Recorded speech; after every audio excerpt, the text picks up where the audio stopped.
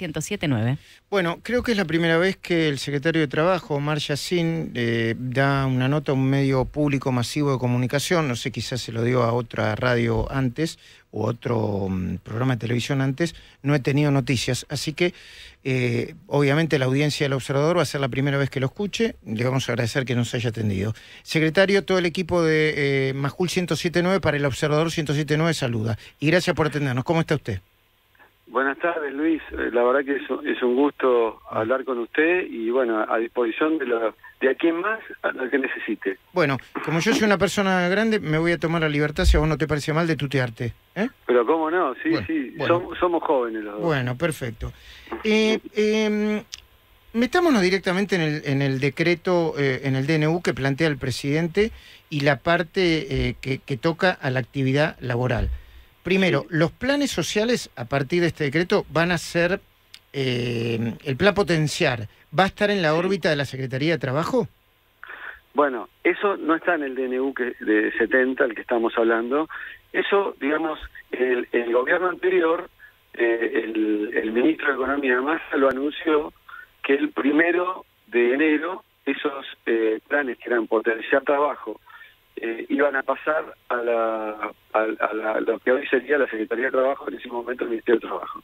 Eso, digamos, lo dispuso el gobierno anterior y, digamos, desde el Ministerio de Capital Humano, que conduce la licenciada Petrovelo, estamos instrumentando esa recepción de esos planes, porque, digamos, son planes que, digamos, se tienen que instrumentar para que cumplan su fin de que esas personas terminen trabajando. Ahora son un número importante, con lo cual, digamos, estamos preparando el procesamiento de datos como para que esas personas, digamos, pasen, no solamente sea un pase, digamos, de magia, de asistencia social a trabajo, las personas no recuperan su aptitud al trabajo, sino que hay que poner mucha atención y estudiar a las personas para que estas personas, las que puedan, se adapten a la aptitud laboral y las que ya tengan aptitud laboral puedan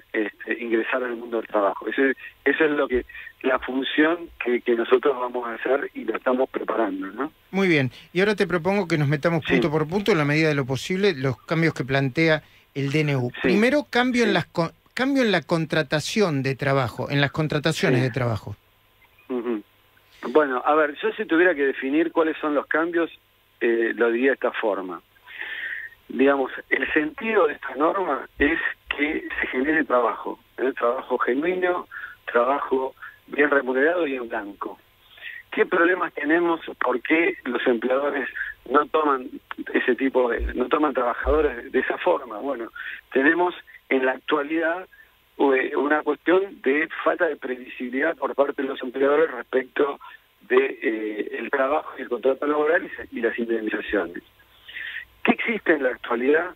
En la actualidad existe una ley, o sea, hasta este DNU, que establecía lo que la gente comúnmente llama las multas, que en realidad no son multas, como uno lo entiende, sino que son indemnizaciones en favor del trabajador por la deficiente registración.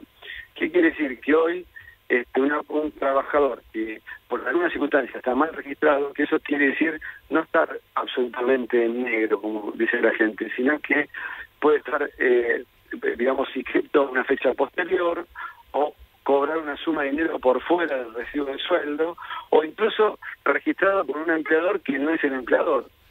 Este tipo de situaciones hace que las indemnizaciones por despidos se dupliquen o tripliquen. Y esa consecuencia la sufren actualmente especialmente las pymes, porque las empresas grandes generalmente tienen todo en regla. Entiendo. Entonces, secretario, ¿te puedo pedir que te acerques más al teléfono? Así se escucha, así la calidad de la conversación es mejor y la escucha. Probemos. Sí. Entonces me decía que los problemas de mala registración traen después multas en las indemnizaciones excesivas. Exacto. Perfecto, se te escucha bien. Entonces. ¿Ahí se escucha? Sí, perfecto. Ahora sí. Claro. Entonces, ¿qué pasa? Hoy día hay empresas que, digamos, o pequeñas empresas, o que tienen trabajadores que por alguna circunstancia estuvieron mal registrados y tienen, digamos, un problema a futuro, porque esos trabajadores en algún momento van a reclamar y se van a multiplicar las indemnizaciones. Este sería el primer tema, que es despojar, digamos, esa la multa, que es destructiva de la actividad productiva, sobre todo las pymes, que son las que además dan el 80% de trabajo en la Argentina, ¿no? Ajá. Los contratos, bueno, y también, permíteme que lo diga yo, Sí. van a terminar con lo que yo llamo mafia laborales, ¿no? Porque en los juzgados laborales se aprovecha el tema de las multas para hacer pelota a las pymes y no siempre va el trabajador ese exceso de multas que se plantean en las indemnizaciones. Luego, ¿se plantea, hablando de indemnizaciones, un fondo para las indemnizaciones como el que tiene la UOCRA? Bueno, eso es, yo creo que es un elemento muy útil que da, es una herramienta muy útil que da esta reforma de lo que llamamos emergencia del trabajo, que es la posibilidad de manera voluntaria de establecer un fondo de cese o fondo de desempleo por medio de un convenio colectivo. O sea, acá nadie va a imponer que exista un fondo como tiene la UOCRA, sino que los trabajadores a través de un sindicato y los empleadores pueden establecer para ese sector un fondo de desempleo, que se trata de lo siguiente: el fondo de desempleo garantiza el pago de la indemnización por despido.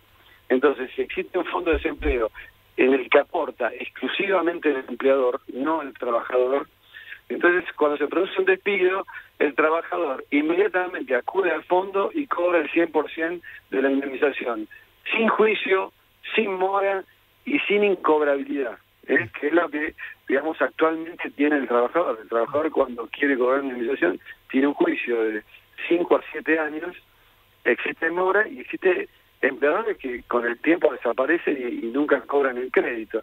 Por lo cual, digamos, es algo muy muy valioso y algo que, digamos, yo creo que es útil para las dos partes, para los trabajadores y para los empleadores. Estamos hablando con el secretario de Trabajo de la Nación, Omar Yassin. Es la primera vez que hablamos con él, después de la cadena nacional del presidente, donde anunció la implementación de un DNU que tiene muchísimos aspectos, entre otros los aspectos laborales. ¿Cambia el periodo de prueba de 3 a 6 meses o a 8 meses? Sí.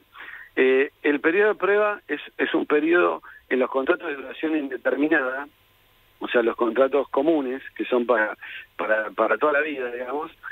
Los primeros 3 meses, hasta este momento, se suponían celebrados a prueba. ¿Qué quiere decir? Que en esos 3 meses el empleador podía despedir y pagar solamente 15 días de preaviso. En cambio, ahora con la reforma lo hemos llevado a 8 meses. ¿Cuál es el tema? Bueno, el tema es el siguiente: hoy por ahí estuvieran transcurriendo algún periodo de prueba por el segundo mes y medio, y el empleador, digamos, tiene que decidirse en ese momento o lo mantiene o lo despide y paga 15 días.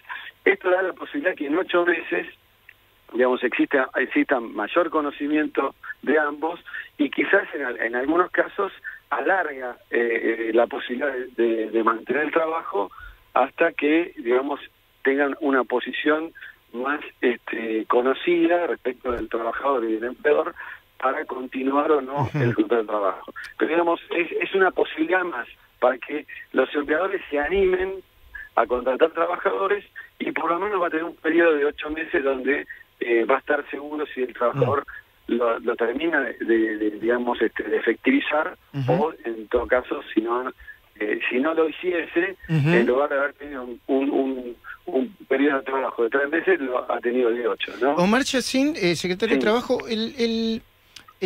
algunos dicen que alguna iniciativa podría poner en cuestión el derecho de huelga, porque está planteando la idea de que los trabajadores esenciales, de actividades esenciales, no pueden hacer huelga en determinadas circunstancias.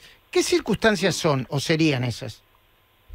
Claro, no, en realidad eso ya existía, o sea, existe, digamos, ciertas actividades que son consideradas esenciales, donde deben guardar, digamos, mantener el servicio con una dotación reducida por la medida de fuerza, pero digamos, tiene que mantenerla. Por ejemplo, los servicios de salud hospitalarios, no se puede cerrar un hospital Entonces, digamos, la ley enumera una serie de actividades que se las denomina esenciales, y entonces deben guardar un porcentaje de la plantilla para que cumplan esa actividad, aún sin habiendo medidas de fuerza, ¿no?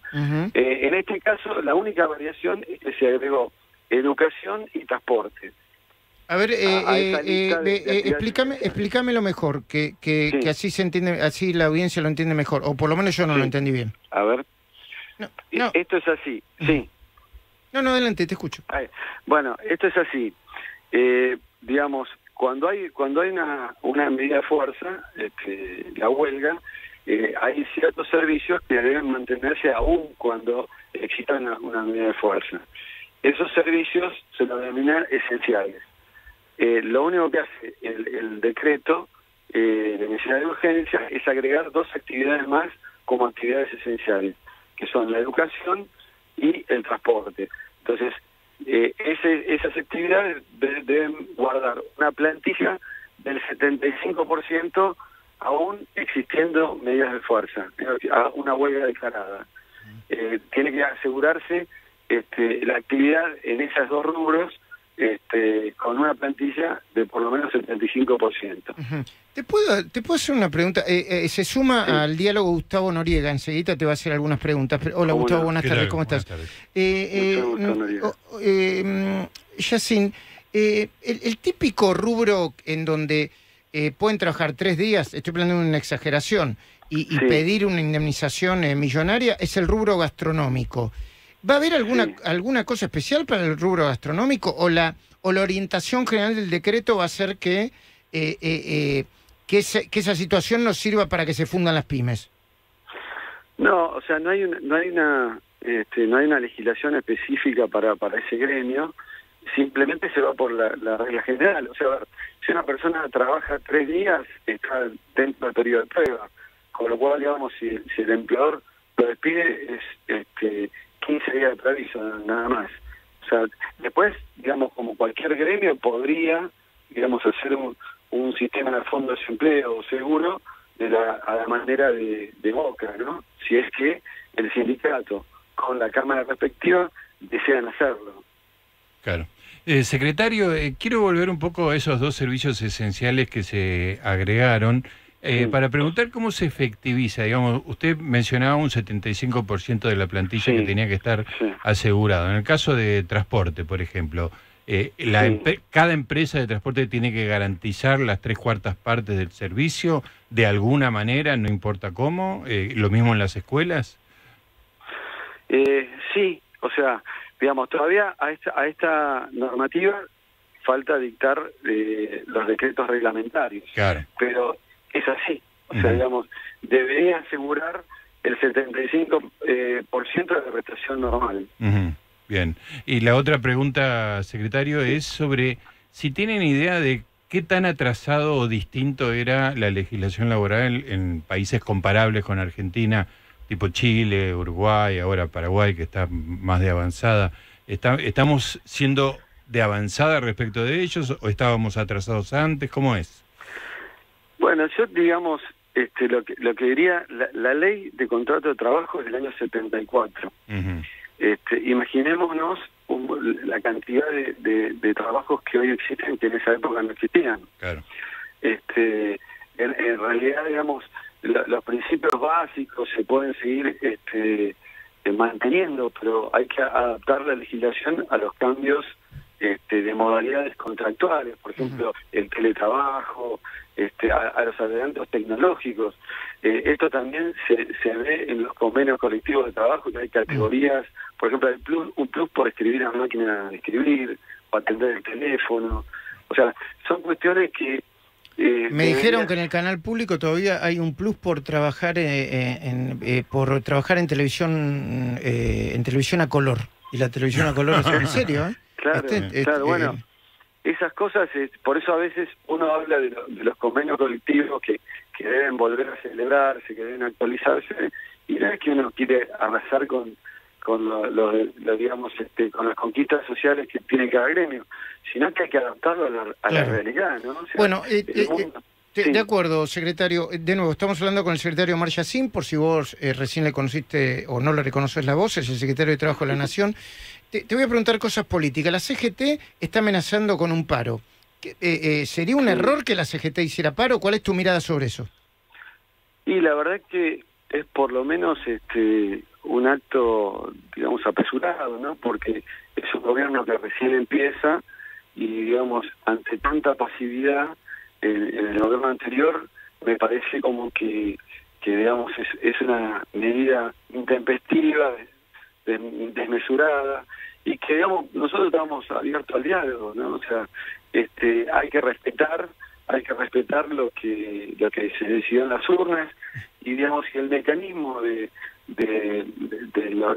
decreto de necesidad de urgencia es un mecanismo constitucional que va a pasar por el Congreso. La otra pregunta es, la ministra Petovelo dijo que el que corta una calle no cobra plan social, siendo que vos sos el encargado de distribuir esos planes. Bueno, que la Secretaría es la encargada de distribuir este plan social. ¿Estás de acuerdo con eso? A ver, yo estoy de acuerdo con lo que dice la ministra.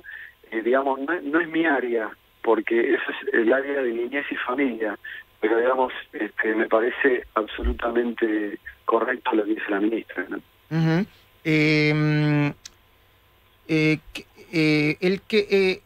el DNU, ¿hay algo específico para los gremios que bloquean empresas? Bueno, se ha incorporado al artículo 245, que es el que establece la indemnización por despido, la indemnización por despido, y el 242, que establece la causal del despido, o algunas causales específicas que tienen que ver con los bloqueos. O sea, a ver, el sistema general dice que el que produce un incumplimiento contractualmente grave, que en el derecho laboral se llama injuria laboral, digamos, eso es causal de despido. Si lo hace el trabajador, lo despide el empleador; si lo hace el empleador, el trabajador se considera despedido.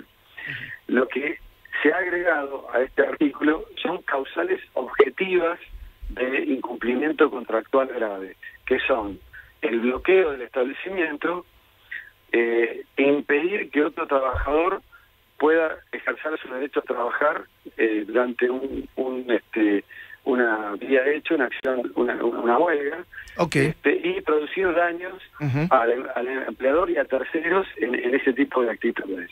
Yassin, últimas dos por mi parte. La primera, algunas pymes tienen problemas para pagar el aguinaldo. ¿Qué van a hacer ustedes con eso, si tienen algo para hacer? Bueno, yo, digamos, particularmente, eso es un tema más de economía, ¿no? O sea, que nosotros no estamos pensando en este momento, ¿no? Y la otra es que el tema paritarias. ¿Ustedes le van a plantear límites a las paritarias, un encuadramiento, una especie de regulación, o que las paritarias sean libres? No, las paritarias son libres, ¿eh? O sea, nosotros simplemente brindamos el espacio para que las paritarias se negocien ante la Secretaría de Trabajo.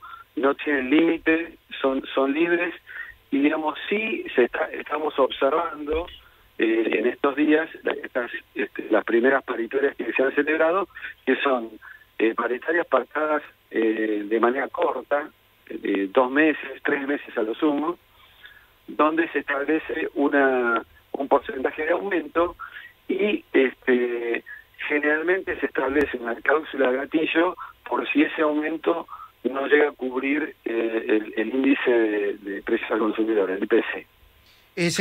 Secretario Omar Yassin, secretario de Trabajo de la Nación, gracias por atendernos. Seguramente vamos a tener otra oportunidad para conversar. Bueno, gracias a ustedes, y con todo gusto estoy dispuesto a conversar con ustedes cuando lo necesiten. Muchísimas gracias.